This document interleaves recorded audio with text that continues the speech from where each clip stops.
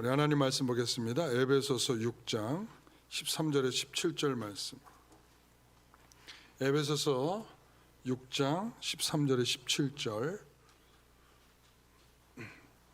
우리 같이 읽겠습니다. 그러므로 하나님의 전신갑주를 취하라. 이는 악한 날에 너희가 능히 대적하고 모든 일을 행한 후에 서기 위함이라.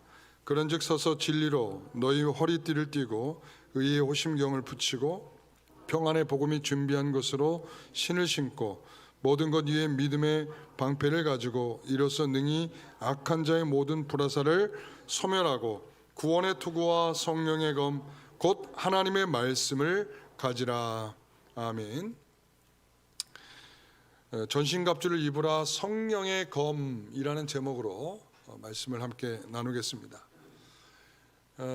이 말씀을 해석하던 한 학자가 이런 말을 하더라고요. 사단의 공격이 얼마나 거세지고 계속되고 있는지 이 말씀을 읽다 보면 너무나 그 입체적으로 공격하고 있는 이 마귀의 세력들에 대해서 이렇게 주목하게 되더라는 거죠. 그래서 그 입체적으로 수없이 많은 거칠고 거세게 밀어치는 그 마귀의 세력들 때문에 우리 성도들이 많은 곤란을 겪을 수밖에 없겠다. 그러므로 뭐가 필요하겠습니까? 참고 견딜 수 있는 인내가 필요하다, 이런 이야기를 하더라고요. 아주 동의합니다. 말씀드렸죠? 왜 전신갑주를 입습니까? 악한 날에 능히 대적하고 그리고 든든히 서기 위함이다. 여러분, 우리에게 언제 이런 순간이 오는지 잘 몰라요. 그리고 이미 와 있어도 잘 분간하지 못할 때도 많이 있어요. 그저 원래 그런가 보다, 그러니까 그럴 수밖에 없는가 보다 라고 생각하면서 그냥 쉽게 우리가 넘어가고 또 우리가 무너지는 경우들이 많이 있습니다. 여러분, 전신갑주는 무엇입니까? 진리의 띠죠, 의의 호심경이죠, 그리고 평안의 복음의 신이죠, 믿음의 방패죠, 구원의 투구죠, 오늘 성령의 검이죠. 여러분, 왜 이렇게 다채로운 것들이 우리에게 필요할까요? 왜 다채롭게 우리를 막아야 할 무기들이 필요할까요? 그리고는 하나, 공격할 수 있는 유일한 무기, 오늘 6번째죠. 성령의 검입니다. 이 성령의 검을 말하면서 이 성령의 검, 곧 뭐라고 말하죠? 하나님의 말씀이다, 이렇게 말하고 있습니다. 성령의 검은 하나님의 말씀이다. 다른 것으로 해석하지 말라는 거예요. 성령의 검은 성령을 통해서 우리가 능동적으로 뭘 한다 만다 이런 것이 아니라 이 성령의 검은 하나님의 말씀이다. 완전히 못을 박아서 다른 해석을 하지 못하도록 이 성경은 우리에게 말씀하고 있습니다. 그래서 그 성령의 검은 왜 우리가 이 무기로 상대의 대적을 물리쳐야 되는 공격용 무기인가? 무엇에 관한 싸움이기에 이 성령의 검을 우리가 주어야 하는가? 오늘 이것을 함께 살펴보도록 하겠습니다. 자, 그것은 진리와 거짓에 대한 싸움이기 때문에 그렇습니다. 자, 따라해 보겠습니다. 진리와 거짓에 대한 싸움. 진리와 거짓에 대한 싸움입니다. 성령의 검을 가진 사람은 진리를 가진 것이요, 또한 이 마귀는 우리에게 거짓의 아비로서, 뭐라고요? 거짓의 아비로서 우리에게 그에 속한 거짓말을 우리에게 말하면서 그것을 우리가 속아 넘어가도록 하고 있다는 것입니다. 자, 성령님은 우리가 뭐라고 부르죠? 보혜사라고 부르죠. 성령님은 보혜사입니다. 요한복음 14장 26절에 보면 보혜사 이렇게 말하고 있는데, 이 보혜사는 곁에서 돌보는 것이고, 옆에서 위로하는 것이고, 옆에서 카운셀러 해주는 거고, 옆에서 변호해주는 이 모든 일들을 가리켜서 보혜사라 이렇게 말하는 거거든요. 이 보혜사라고 하는 이 분이, 성령님이 왜 우리에게 오셨는가 하면 여기 뭐라고 말합니까? 내 이름으로 보내실 성령, 그가 너에게 모든 것을 뭐하고 가르치고 내가 너에게 말한 모든 것을 뭐하고 생각나게 하리라 이랬습니다. 가르치고 생각나게 하는 것, 무엇을 가르칩니까? 하나님의 말씀을, 이제 예수께서 하실 말씀을, 이것을 올바르게 가르치고 그것을 생각나게 해서 시기적절하게 필요할 때에 이것을 들어서 사용할 수 있도록 하나님께서, 성령께서 우리에게 은혜를 주신다. 그래서 성령의 검, 하나님의 말씀인 것입니다. 여러분, 우리가 매년 성경 읽기를 열심히 하고 있잖아요, 그렇죠? 우리 몇십 명의 성도들이 성경 읽기 열심히 하고 있어요. 제가 일부 예배도 물어봤어요. 우리가 매년마다 읽을 때마다 똑같습니까? 라고 물어봤더니 아니요 그러더라고요. 작년에 읽을 때, 그 작년에 읽을 때, 또 올해 읽을 때 성경이 다르게 읽어지고 있습니다 그러더라고요. 그러면서 신기한 거를 얘기하더라고요. 예전에 어떤 성도가 이야기를 하는데, 그래, 목사님 참 신기해요. 아니 그렇게 성경을 읽었는데요, 처음 보는 것 같은 내용이 또 나와요. 기적이죠. 그리고 단어가 전에는 눈에 띄지 않던 단어가 이번에는 완전 저에게 막 마음에 꽂히도록 그 단어가 저한테 확 솟구쳐 올라와가지고 깜짝 놀랄 때가 있어요. 막 그래요. 이게 읽을 때마다 달라요. 이게 왜 그럴까요? 성령께서 우리에게 그 진리를 깨닫게 하는 그 순간에 필요한 은혜가 있기 때문입니다. 여러분, 목사들이 설교할 때마다 달라요. 똑같은 본문을 가지고 설교하라고 해도 목사들이 다 다르게 설교해요. 왜 그럴까요? 그것은 오늘 이 자리에 있는 성도들에게 들려야 할 말씀이 그들과 다른 것이 있기 때문이다. 여러분, 그래서 성령이, 이 성령께서, 진리의 성령께서 말씀을 가르치시고 깨닫게 하셔서 우리가 필요한 이 은혜를 받도록 하시는 겁니다. 그러나 마귀는 아까 뭐라고 그랬죠? 거짓의 아비다. 성령은 우리를 진리를 가르쳐 주시고, 진리를 우리에게 가르쳐 주시고, 진리를 깨닫게 하셔서 그것을 생각나게 하시는 분이라면, 반대로 이 마귀는 뭐라고요? 거짓의 아비다. 여러분, 이것이 벌써 충돌되고 있지 않습니까? 거짓의 아비와 참된 진리를 우리에게 알게 하고 또한 이것을 깨닫게 하시고 생각나게 하시는 그분과 완전히 부딪히고 있지 않습니까? 여러분, 그렇습니다. 우리가 성령의 검 하나님의 말씀을 공격 무기로 가지려면 그런 마귀의 거짓을 분별할 줄 알아야 합니다. 그러나 사람들은 쉽지 않습니다. 마귀가 어떻게 거짓으로 다가서는지 잘 이해하지 못하고 있을 때가 많습니다.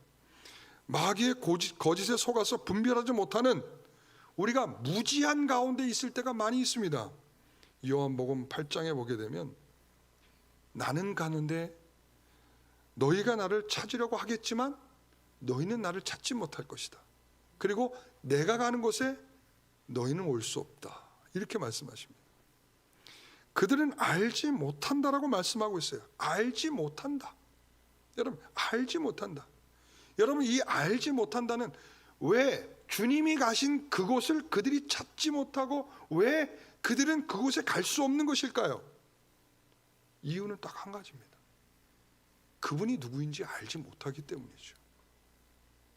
예수님이 왜 이 땅에 오셨는지, 왜 그분이 오셔서 죽으셨어야 했는지, 그분이 왜 부활을 하시는지, 그분이 진정으로 하나님이신지, 이런 거에 대한 것을 전혀 알지 못하니까 그분이 가신 곳을 찾지도 못하고 그분이 가신 곳을 갈 수도 없다는 것이죠.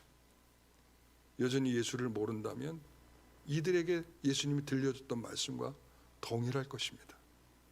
예수님은 또 이렇게 말씀하십니다. 나는 위에서 났다. 그러나 너희는 아래서 났고, 위에서 났고 아래서 났고 다르다는 거죠.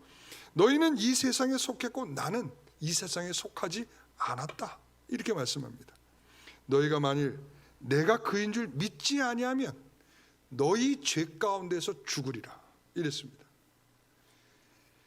하나님, 우리 예수께서는 하늘에서 났고, 그리고 너희는 아래서 났다. 이것을 다시 말하면 뭐냐면, 아래서 난 자들은 위에서 오신 예수를 알 수 없다는 것입니다. 그러므로 이 예수를 알지 못하는 너희들은, 아래에 속한 너희들은 예수를 모르기 때문에, 그 무지함 때문에, 뭐 때문에? 무지함 때문에, 알지 못하고 깨닫지 못한 그 무지함 때문에 죽는다, 이런 겁니다. 여러분, 성령이 함께 계시는데 무지할 수 없죠. 아까 뭐라 그랬어요? 성령은 가르쳐 주시고 생각나게 하시는 분이라면, 그들에겐 성령이 없기 때문에 그 무지 가운데 빠져서 무지에서 탈출할 수가 없는 거예요. 예수가 들려줘도 귀가 막혀서 듣지 못합니다. 보여줘도 눈이 가려져서 볼 수 없습니다. 여러분, 그 무지 가운데서 그들은 보지 못하고 듣지 못하여 뭐 하게 된다고요? 그 죄 가운데서 죽으리라. 무지가 죄란 말이에요. 여러분, 나는 죄 짓지 않았는데요, 이렇게 말하는, 무지한 것이 죄입니다. 알지 못한 것이 죄입니다. 성령이 우리와 함께 하시지 아니하면 우리는 그 무지 가운데 죽게 되는 것입니다. 사랑하는 성도 여러분, 깨닫게 된 것이 복입니다. 그분이 우리와 함께 하셔서 내가 가는 곳에 너희도 있고, 내가 갈 곳을 너희가 찾을 수 있고, 내가 그 영광을 나와 함께 할 수 있고, 여러분, 이런 복된 성도들이 되시기를 간절히 소원합니다. 여러분, 그래서 신자는 성령의 검, 그것을 분별해 그 무지로부터 벗어나서 그 진리를 깨닫고 진리이신 예수님을 깨달아서 그분으로 살아가는 즐거움을 갖게 된 성도들일 것입니다. 여러분, 이어서 예수님께서 이런 말씀을 합니다. 진리를 알지니 진리가 너희를 자유케 하리라, 이 말씀을 합니다. 유대인들이 이 말을 듣고 화가 났습니다. 우리는 한 번도 누구에게 묶여본 적이 없는 자들인데 왜 우리한테 해방을 해야 되느냐라고 반문을 했습니다. 그래, 나도 안다. 너희가 아브라함의 자손으로서 누구에게도 그렇게 묶인 적이 없던 자들인지 나도 안다. 그러나 예수님은 이렇게 말씀하십니다. 내 말이 너에게 있는 곳이 없어서 나를 죽이려 한다. 내 말이 너희들 가운데 담기지 않으니까, 내가 하는 말이 너희에게 믿겨지지 않으니까 너희들은 나를 죽게 할 거라는 말이죠. 그분이 왜 오신지를 모르니까 그분을 죽게 하는 거죠. 마음에 그분이 하시는 말씀을 이해할 수 없으니까 그분을 죽게 하는 것이죠. 여러분, 요한복음 8장 43절 44절 말씀을 한번 같이 읽어보겠습니다. 같이 읽습니다. 어찌하여 내 말을 깨닫지 못하느냐? 이는 내 말을 들을 줄 알지 못함이로다. 너희는 너희 아비 마귀에 의해서 났으니 너희 아비의 욕심대로 너희도 행하고자 하느니라. 그는 처음부터 살인자여 진리가 그 속에 없으므로 진리에 서지 못하고 거짓을 말할 때마다 제 것으로 말하나니 이는 그가 거짓말쟁이요 거짓의 아비가 되었음이라. 여러분, 그렇습니다. 거짓에 속아 그 거짓 가운데 살고 그 거짓이 내 참된 평안이라고 말하고, 그것 때문에 참된 진리를 거부하고 진리가 무엇이든지 상관없이 그 거짓으로 살아가는 인생들, 지금 예수님께서 그것을 꾸짖고 계시는 겁니다. 여러분, 이 말 속에 보면 진리가 그 속에 없으므로 진리에 속하지 못한다라는 말이에요. 여러분, 진리가 그 속에 없으므로예요. 진리이신 그 예수님이 여러분에게 없으면 진리에 살아갈 수 없는 것입니다. 내 안에 진리이신 예수가 계시기를 기도하십시오. 여러분, 그래서 유대인들은 거짓의 아비인 마귀에게 속아서 자기가 옳다고 믿는 것 때문에 예수를 죽이는 겁니다. 사람들은 거짓의 아비 마귀에 속아서 자신의 뜻을 굽히려고 하지 않습니다. 이게 큰 특징이에요. 하나님의 말씀 때문에 내 마음을 굽힐 수 있느냐? 내가 하나님의 말씀이 있음에도 불구하고 내 마음은 절대로 굽혀지지 않느냐? 이게 바로 다른 차이입니다. 우리가 뭘 하다가도 멈추고 그것 때문에 포기하는 것은 주의 말씀 때문이죠. 말씀이 우리에게 이렇게 가르쳐지니까 내가 이렇게 하고 싶은 내 마음의 충동과 감정들이 일어나도 그것에 대하여 저항하게 되는 것이죠. 왜? 그 말씀이 내게 분명히 진리로 있기 때문에, 진리 가운데 속한 자는, 여러분, 그 차이가 있는 것입니다. 그런데 우리가 진리가 있다라고 말하면서 여전히 내 감정의 포로가 되거나 아니면은 이 진리가 내 안에 있다고 말하면서도 진리가 말하는 쪽으로 가기를 동의하지 않는 자들은 생각 다시 해보셔야 됩니다. 우리가 당연히 뭐 말씀 다 못 지키지 이런 태도가 아니라 그 말씀 때문에 내 안에 있는 감정들을 털어낼 때 그때 하나님의 은혜가 있는 것입니다. 그게 성령의 검입니다. 성령의 검은 하나님의 말씀이 필요한 자들에게 주어지는 것입니다. 우리와 싸울 때 우리와 거짓말로 싸우고 있는 이 마귀의 전략을 보시면 알 것입니다. 대표적으로 나타나는 게 처음 창세기죠. 창세기 2장 17절에 뭐라고 말하냐면 하나님께서 동산에 있는 선악을 알게 하는 저것을 먹으면 반드시 죽는다라고 가르쳐 주셨습니다. 근데 창세기 3장 5절에 가면 뭐라고 말해요? 너는 먹어도 좋다 이렇게 말합니다. 먹어도 된다. 누가 말해요? 뱀이 말하잖아요. 사단이 뱀을 입고 와서 말하잖아요. 먹어도 된다. 먹어도 된다는 근거는 뭡니까?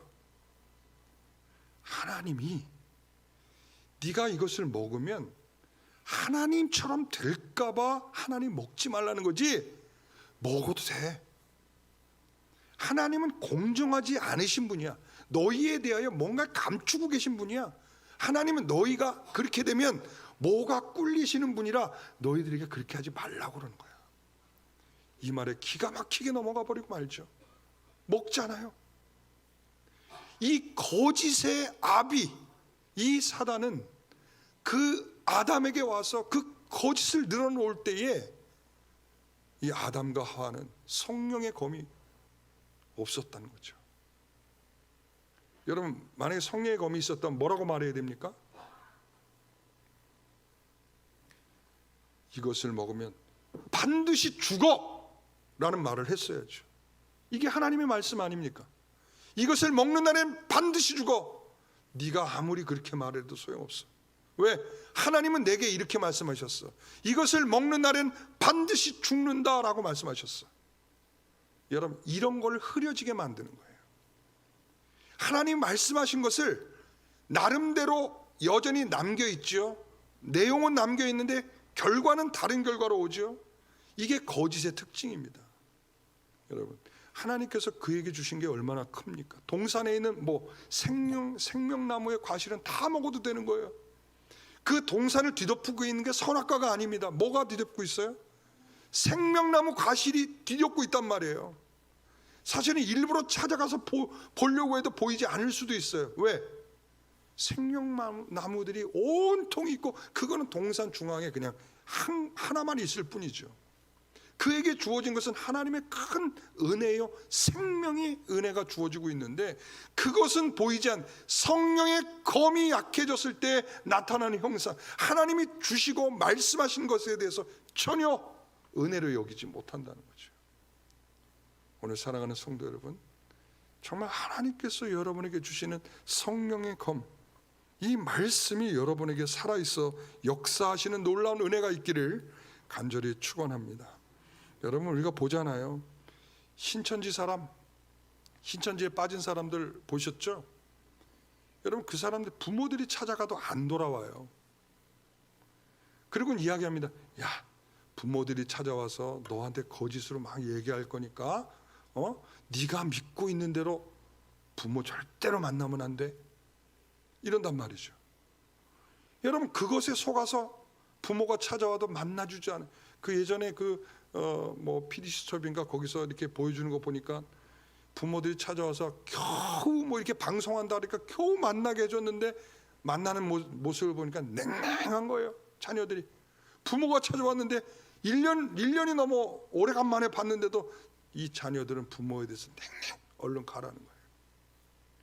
당신이 하는 말 듣고 싶지 않다. 당신이라고 그러더니 당신이 하는 말 듣고 싶지 않다. 야, 여러분, 그 거짓에 빠지면 참된 진리에 대하여 절대로 이해하지 못하는 거예요. 진리가 들리지 않습니다. 그래서 43절에 다시 한번 이 말을 읽고 싶습니다. 이는 내 말을 들을 줄 알지 못함이라. 내 말을 들을 줄 알지 못함이다. 아무리 진리가 들려줘도 들릴 수 없는 것입니다. 여러분, 그래서 하나님의 백성인데 하나님의 말씀을 들을 줄 모른다는 거예요. 제가 일부 예배 때도 그랬어요. 우리 아이들이 문제가 생기면 누구와 의논하죠? 라고 물어봤더니 한 분이 이렇게 말해요. 부모님이요, 이러더라고요. 여러분, 아이들이 부모님하고 의논하던가요? 누구하고 의논하죠? 어떻게 하셨어요? 여러분, 절대 부모하고 의논 안 해요. 부모하고 의논해봤자 무슨 답이 나와요? 혼나는 거죠. 야, 너는 어떻게 그거밖에 생각 못해? 그러면서 혼나는 거죠. 그러니까 누구한테 의논해요? 친구한테 의논해. 친구들은 다 똑같거든요. 그 녀석이나 이 녀석이나. 그러니까 내가 무슨 말을 하면 벌써 알고 내 말을 지지해 주죠. 야, 그거 옳은 것 같아. 잘했어. 그렇게 하자. 나도 할까? 이렇게 되는 거죠.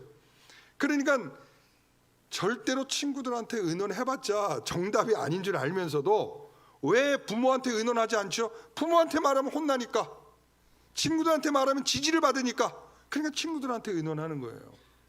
여러분, 요즘 성도들이 목사하고 의논을 잘 안 해요. 예전에 성도들은 이 목사들하고 참 의논을 많이 했거든. 작은, 내가 지금 숟가락을 사야 되는데 2개 살까요? 3개를 살까요? 이런 것까지도 의논할 정도로 굉장히 성도들이 이 목사와의 관계가 굉장히 밀접돼 있었는데, 요즘에 성도들이 아무 걸 묻지를 않아요. 목사가 편해요. 여러분, 그 이유는 뭘까 제가 생각을 해봤어요. 왜 성도들이 목사한테 찾아와서 살아가는 얘기를 하면서 의논하면서 기도해 주십시오 이런 말들이 없을까? 제가 생각해 보니까 이렇더라고요. 친구에게 물었던, 친구에게 문제를 해결하려고 했던 아이들의 심리와 똑같다고 생각이 들었어요. 여러분, 목사하고 의논하지는 않지만 믿지 않는 사람하고 의논하더라고요. 그리고 자기와 똑같이 믿음이 연약한 사람하고 같이 의논하더라고요. 이 말이 뭐겠어요? 목사한테 그 말 가져와봤자 혼날 것 같으니까, 지지 안 해줄 것 같으니까 안 가져오는 거야. 그리고는 불신자들한테 얘기하니까 다 잘 들어줘. 아, 그래, 그 좋은 것 같다. 옳다. 믿음이 연약한 사람들 똑같으니까 똑같은 답이 나오는 거예요. 그러니까 목사한테는 안 가져오고 누구한테? 제가 어느 때 보면 가장 늦게 할 때가 있어요.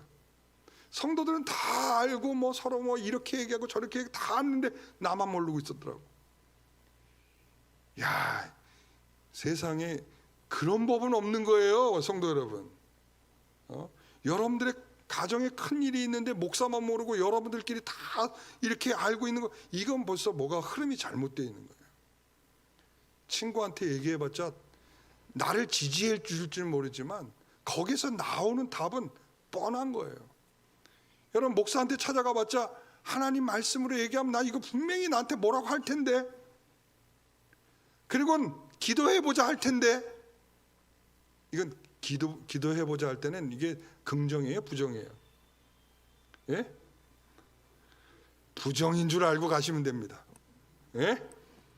찬성의 말을 안 해주고 우리 한번 기도해 봅시다, 이거는 부정이에요. 아셨죠? 앞으로 오셔서 제가 나지막한 목소리로 그럼 기도해 봅시다, 이렇게 얘기하는 거는 뭐라고요? 부정이에요. 아, 그거 좋습니다, 이건 찬성이에요. 첫 마디가 그거 좋습니다 하면 찬성이에요. 기도해 봅시다, 이건 뭐예요? 부정이에요. 여러분, 우리가 항상 이 신자들이 내 말을 들을 줄 알지 못하는 상태에 놓이는 게 제일 불안한 상태예요. 하나님이 하시려고 하는 말씀을 들으려고 안 하고 있을 때가 제일 위험한 상태예요. 여러분, 그게 가장 마귀에게 속을 수 있는 아주 기본적인 상태가 됐다는 말이죠. 우리 사랑하는 성도 여러분, 정말 하나님이 하시는 말씀을 붙잡고 그것이 여러분의 성령이 검이 되어 여러분이 승리할 수 있기를 간절히 소원합니다. 47절 말씀인데요, 한번 같이 읽어보겠습니다. 하나님께 속한 자는 같이요, 하나님의 말씀을 듣나니 너희가 듣지 아니하면 하나님께 속하지 아니하였음이로다. 여러분, 여러분에게 다가오는 문제를 하나님의 말씀으로 듣고 해결하고 하는 것이 하나님에게 속한 자의 모습인 것입니다. 오늘 여러분에게 그런 은혜로 담대하게 싸우기를 원합니다. 여러분, 그 하나님은 어떤 분이십니까? 진실하신 분입니다. 진리이신 분입니다. 변함이 없으신 분입니다. 하나님이 약속하신 건 끝까지 책임지고 끝장내시는 분입니다. 여러분을 구원하기로 마음먹으셨다면 끝까지 여러분의 구원을 책임지시는 하나님이신 줄 믿으시기 바랍니다. 여러분, 그래서 이 사도 바울은 이런 말을 해요. 디도서 1장 1절에 3절 말씀, 여기에 보면 그런 말을 해요. 하나님께서 나를 왜 부르신 줄 아니? 라고 첫 번째 시작을 하는 거예요. 이 편지를 쓰면서 하나님이 나를 왜 부르셨는 줄 아니? 하나님께서 말이지, 택하신 자들의 믿음과 경건함 속에 속한 진리의 지식과, 그 다음 페이지, 영생의 소망을 위함이라. 이 영생은 거짓이 없으신 하나님이 영원 전부터 약속하신 것인데, 하나님이 이것을 영원 전부터 약속을 하신 것을 지금 이 순간에 그것을 드러내기 위해서 누구를 부르셨다고요? 바울을 불러서 지금 너희들에게 이것을 소개해주고 있다, 이 전도를 하고 있는 것이다, 이 말을 하고 있는 거예요. 하나님의 약속이 언제 있었어요? 영원 전부터 있었어. 그 영원 전부터 있었던 약속이 오늘에 이르기까지 어떻게 해요? 그 약속을 유효하기 위해서 사도 바울을 불렀다. 오늘 하나님께서 이 영광교회 목회를 위해서 하나님께서 영원 전부터 저를, 그 계획한 것을 이루시기 위해서 저를 부르신 겁니다. 여러분, 하나님은 이렇게 진실하시고 변함없으시고 하나님이 약속하신 것을 끝까지 지키시는 하나님이십니다. 마귀는 이것을 잡고 헷갈리도록 만드는 거예요. 자, 마지막 결론입니다. 여러분 보십시오.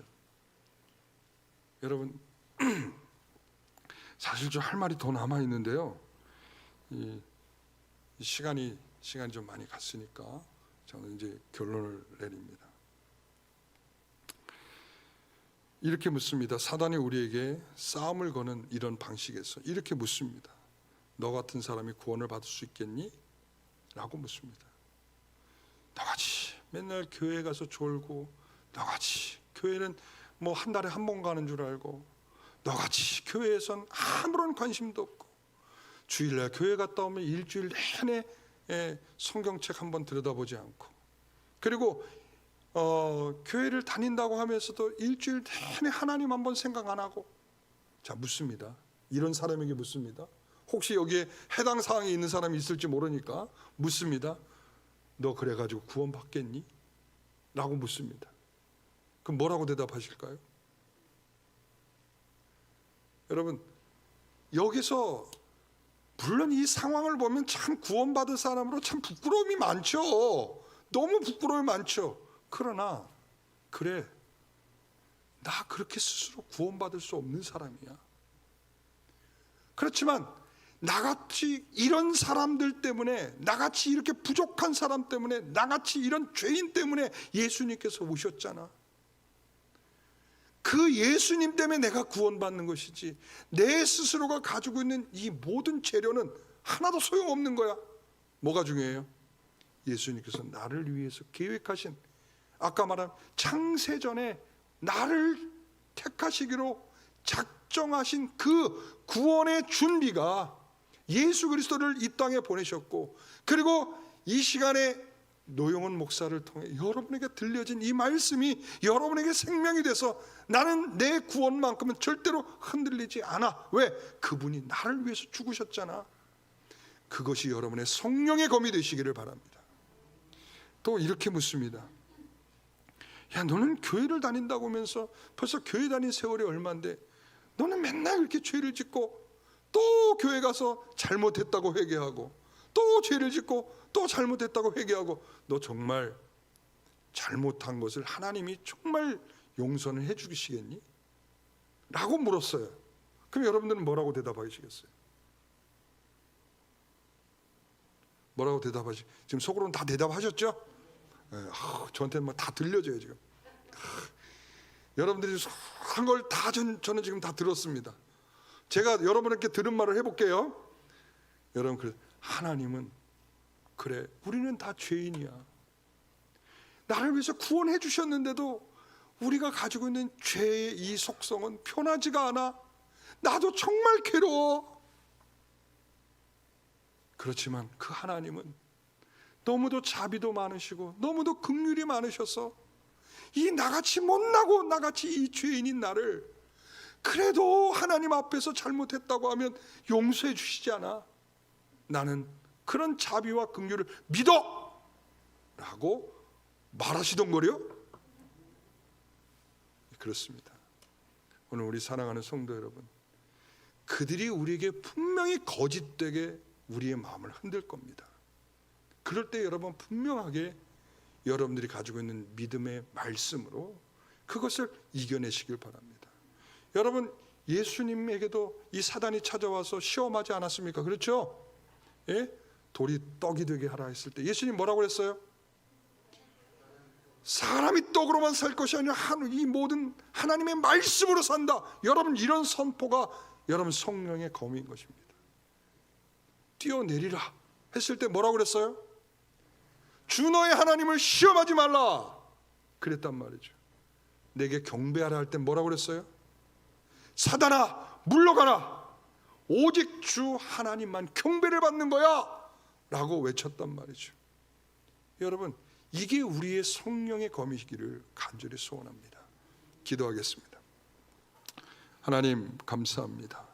우리 사랑하는 성도들이 이처럼 주의 말씀을 듣고 그 말씀이 들려져서 마음에 새겨지고 우리 성령님께서 가르치시고 또한 생각나게 하시는 역사가 그들이 손에 붙잡고 다가서는 악한 마귀의 공격들을 이겨낼 수 있는 그런 은혜가 있기를 간절히 소원하옵나이다.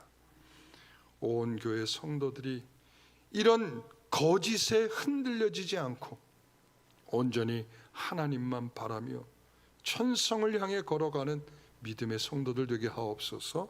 예수님의 이름으로 기도하옵나이다. 아멘.